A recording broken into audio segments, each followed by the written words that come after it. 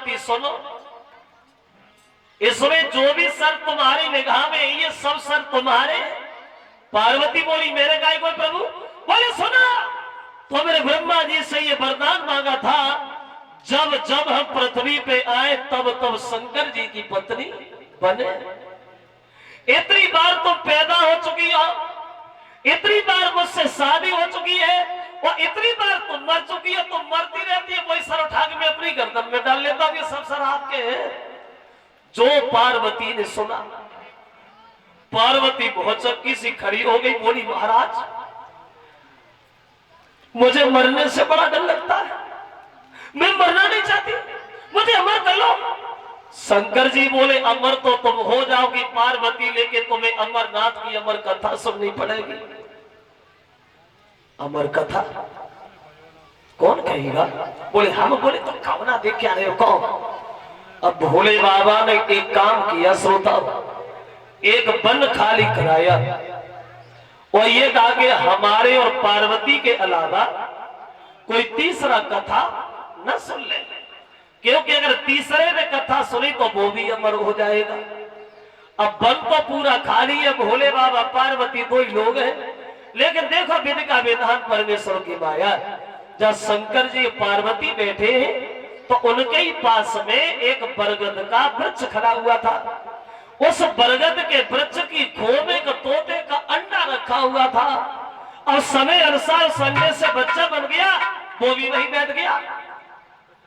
अब पार्वती से शंकर जी बोले पार्वती एक बात सुनो, तुम कथा सुनने के लिए बैठ तो गई हो, लेकिन एक बात ध्यान रखना, जब हम कथा कहते हैं तो कथा में इतने लीन हो जाते, इतने विभोर हो जाते, जो मुझे अपने शरीर का भी कोई ध्यान नहीं रहता। तुम कथा के बीच बीच में हुंकारा भरती रहना, सोना नहीं, ये बात जरूर ध्यान रखना, सोना नहीं। पार्वती बोली हम सोएंगे, हम तो अमर होएंगे। अब हुआ ऐसा,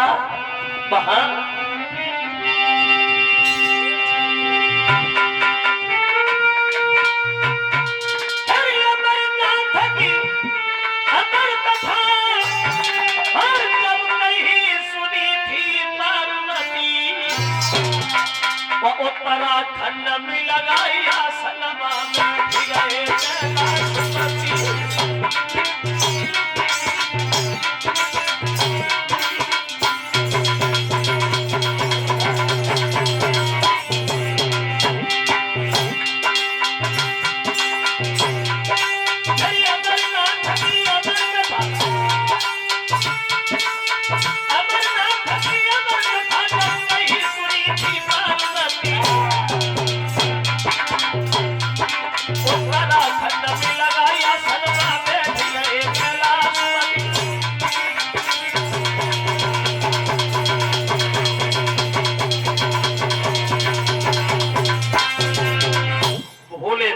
कथा कहने लगे, पार्वती कथा सुनने लगी। वहां और वो तोते का जो बच्चा है वो भी वहीं बैठा है, वो भी सुन रहा है।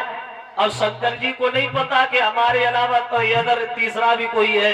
अब इधर कथा तो हो ही रही है, पार्वती सुन रही है। अब कुछ दिनों तो सुनी, लेकिन कुछ दिनों के बाद नींद लगे आई, और जब नींद लगी आई तो पार्वती ने धोख लगाई, सोई गई। सुनी गई कथा। हुआ ऐसा, थोड़े समय के बाद तो इन नींद में लोग आई।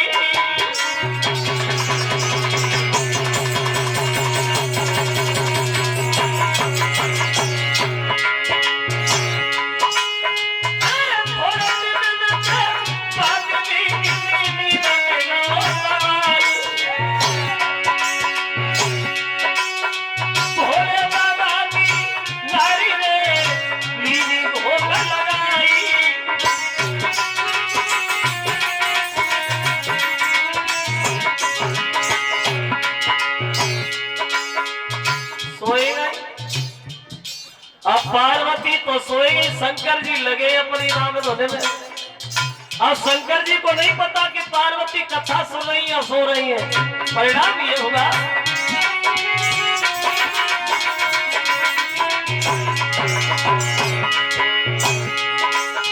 महाराज सोई गई शंकर जी की नारी।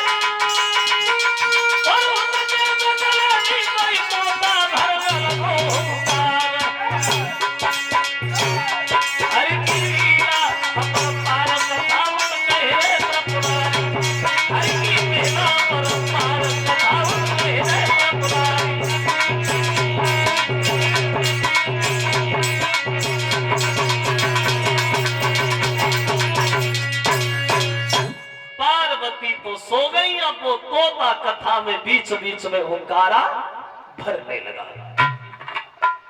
कथा जब खत्म हुई तो भोले बाबा बोले, वो काहे बोले थी हो? अब तो तुम अमर हो गई हो, अमरनाथ की अमर कथा सुन ली, अब तुम्हें कोई नहीं मार पाएगा। पार्वती ने सुना तो पार्वती भौचक्की सी खड़ी हो गई। कथा काई की कैसे? मैंने कहा सुनी में तो सो गई थी शंकर जी। क्या? भोले बाबा बोले जब तुम सो गई थी तो इसका मतलब ये है कि कथा सुनी किसी और ने। इस कथा के बीच बीच में हुंकारा भरता रहा कोई और, कथा सुनी उसने अमर हो गया, वो हम बिना मतलब में चिल्लाते रहे। और ये जो कथा कहेगा, जो लोग इस कथा को सुनेंगे वो सब अमर हो जाएंगे। तो भोले बाबा ने इस अमर कथा को श्राप दे दिया, आज के बाद इस कथा को सुन करके कोई अमर होगा ही नहीं। जो तोता ने शंकर जी के क्रोध को देखा, तोता सोचने लगा भागो, उसी मलाई है, क्रोध में ज्यादा है, छोड़ेंगे नहीं, मार देंगे, भागो। तोता निकला खूह से, भाग खड़ा हुआ। शंकर जी ने देखा, सोचा जय है, इसी ने कथा सुनी है, जय है। त्रिशूल हाथ लिया, भोले बाबा पीछे पड़ गए। अब तोता आगे, शंकर जी पीछे। भागो, कहा जाओगे? भागो। तीनों लोगों में भागा तोता, लेकिन जगह नहीं मिली। तो तोता ने देखा कि व्यास की पत्नी अरणी जो है वो छत पे खड़े होकर के जमुहाई ले रही है। तोता ने सोचा इससे बढ़िया जगह और कहीं नहीं मिलेगी। छोटा सा भेष बनाया और मुंह के द्वारा पेट में घुस गया। शंकर जी दौड़े दौड़े आए, व्यास इधर आ, अभी तुम्हारे घर में एक चोर आके छुपाए मेरा, अभी भागता हुआ अंदर गया है, उसे निकाल के बाहर फेंको। तो व्यास जी ने दोनों हाथ जोड़े, माफ करना भोले बाबा, सुबह से दरवाजे पे ही बैठा हूँ, घर पे हूँ, अभी तो मेरे सामने तो कोई नहीं आया। पत्नी बोली, प्रभु ऐसा लगा है कि तोते का बच्चा जरूर चला गया मेरे पेट में। तो व्यास जी बोले, प्रभु माफ करना, अगर वो तोता तुम्हारा दुश्मन है तो पहले वो मेरी पत्नी मारो, फिर अपने दुश्मन को मारो। तो शंकर जी बोले, व्यास भाई, हम तुम्हारी पत्नी काय को मारे? तुम्हारी पत्नी का तो कोई दोष है नहीं, हम उसे काय को मारे? हम इस तोता का इंतजार करेंगे, ये तोता पेट में कब तक रहेगा, हम चाहेंगे नहीं जब तक ये बाहर नहीं आएगा। धूनी रमाई दरवाजे में बैठ गए, बोले जैसे हम उधर वैसे इधर, हमें करना है क्या, तुम अंदर हम बाहर। तोता पेट में, शंकर जी द्वार पे, घुसे रहो, कब तक छुपे रहोगे? अब तोता को 1-2 दिन नहीं, 1-2 महीना नहीं, 1-2 साल नहीं, बल्कि पेट में छुपे छुपे 12 साल हो गई बाहर। तो 12 साल के बाद उस व्यास की पत्नी के पेट में दर्द शुरू हो गया। और जब दर्द शुरू होगा तो शंकर जी के सामने व्यास जी बोले, महाराज आप जाओगे नहीं और तोता बाहर नहीं आएगा। जब तक तुम यहाँ रहोगे तब तक तोता बाहर नहीं आएगा। लगता है तुम्हारे चक्कर में हमारी पत्नी भी गई, अब हम क्या करें? तो मां विष्णु भगवान आए और तोता से बोले, अब ऐसे पेट में कब तक छुपे रहोगे? बच्चा बनकर के जन्म क्यों नहीं ले लेते हो? खुद परेशान हो रहे हो, दूसरे को परेशान कर रहे हो, बच्चा बन के पैदा क्यों नहीं हो जाते? तो पेट से ही आवाज आई, हम पागल थोड़ी है।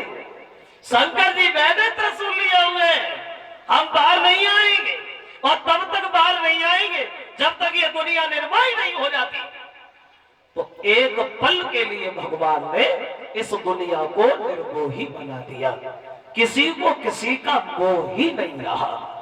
तब जन्म हो सुख देवन और बेनरा लपेटे अंग, और चले भागते बनी को तभी लगे प्यास जी संग। पैदा भय सुखदेव और पैदा होते ही होते सुखदेव जंगल में भाग गए। तो व्यास पीछे दौड़े, बेटा रुको, अरे मेरी बात सुनो, तुम्हारी माँ घर पर हो रही है, पुत्र घर चलो।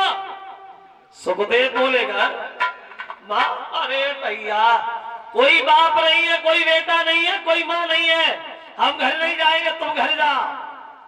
अब व्यास घर लौटे आए, सुखदेव जंगल में भाग गए। और इन सुखदेव ने जंगल में जाकर के भगवान की इतनी कठिन तपस्या की, इतनी कठिन तपस्या की, जो इनकी तपस्या को देख करके देवता का राजा इंद्र भी घबरा गया। क्यों? इंद्र विचार करता है, लगता है ये जरा सा बच्चा तपस्या से हमारी गद्दी छीनना चाहता है। तो रंभा नाम की अप्सरा बुलाई और बोले कि जाओ रंभा, सुखदेव की तुम्हें आंखें खुलवानी है, कैसे खुलवाओगी जे तुम जानो। अब चली है रंभा, जहां बरसों से